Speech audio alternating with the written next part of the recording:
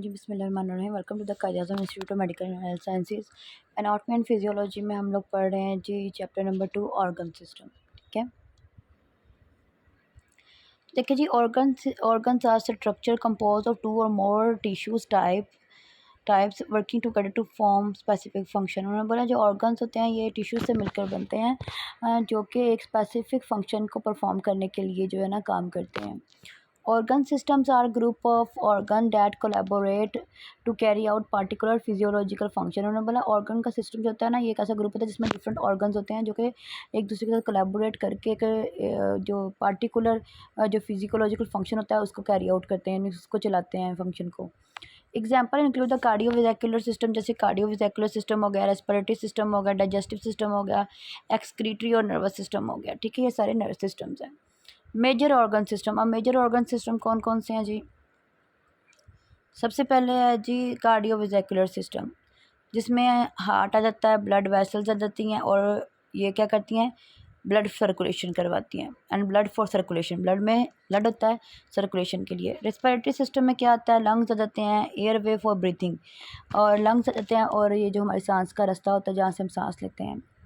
Digestive system में देखें organ आ जाते हैं like stomach, intestine, liver and processing and absorbing nutrients, यानी कि ये चीज़ें होती हैं जो कि न्यूट्रिएंट्स को प्रोसेस करने में और उनको अब्जॉर्ब करने में हेल्प करती हैं। नर्वस सिस्टम में ब्रेन आ जाता है, स्पाइनल कोड आ जाता है, नर्व्स आ जाती हैं फॉर कम्युनिकेशन के लिए और कंट्रोल के लिए, बॉडी कंट्रोल के लिए। मस्कुलर सिस्टम में मसल जाते हैं फॉर मूवमेंट के लिए और स्पोर्ट के लिए आ जाते हैं। स्केलेटल सिस्टम में बोन्स आ जाती हैं, जॉइंट्स आ जाते हैं, ये क्या करते हैं, ये सपोर्ट करते हैं और प्रोटेक्ट करते हैं। एंडोक्राइन सिस्टम में ग्लैंड लाइक थायराइड आ गया, पेंक्रियाज आ गया, ये क्या करते हैं जी, हार्मोन रेगुलेशन के लिए काम करते हैं। आज का जो हमारा है सिस्टम वो जी सर्कुलेटरी सिस्टम। ठीक है,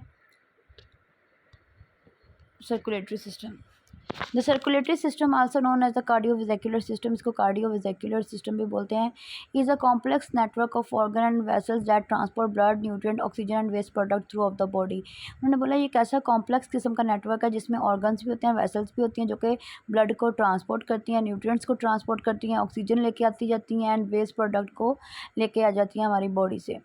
comprising the heart, blood vessels and blood this system play a crucial role in maintaining homeostasis. उन्होंने बोला है कि हार्ट, ब्लड वेसल्स और ब्लड जो होता है ये एक इम्पोर्टेंट रोल प्ले करते हैं हमारी बॉडी के अंदर। जितने भी जो भी हमारा जो बॉडी का होता है ना अंदर प्रोसेस होते हैं, होम्योस्टेसिस जो होता है उसको मेंटेन करने के लिए, यानी कि बॉडी की फिजियोलॉजिकल चेंजेस को मेंटेन करने के लिए।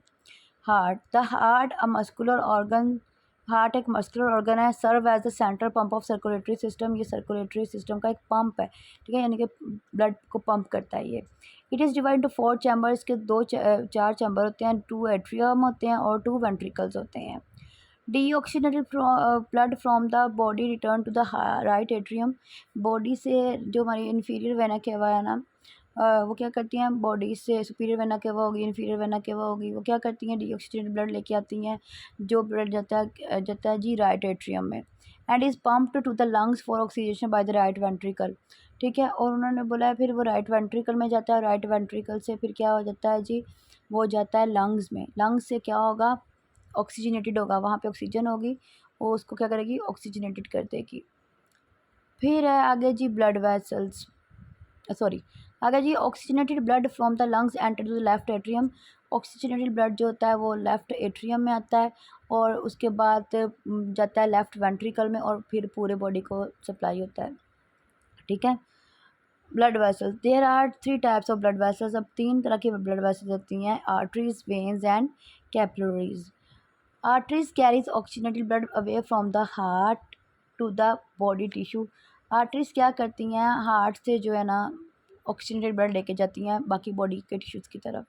ठीक है, except the pulmonary artery which carry deoxygenated blood from heart to lungs, लेकिन उन्होंने बोला है कि पल्मोनरी आर्टरी के थ्रू, जब राइट एट्रियम से राइट वेंट्रिकल में आता है ना तो वो पल्मोनरी आर्टरी के थ्रू जाता है डीऑक्सीजनेटेड ब्लड लंग्स में, यानी कि पल्मोनरी आर्टरी वो वाहिद आर्टरी होती है जिसमें डीऑक्सीजनेटेड ब्लड होता है और ऑक्सीजनेटेड होकर फिर किसके थ्रू आता है, पल्मोनरी वेन के थ्रू आता है लेफ्ट एट्रियम में।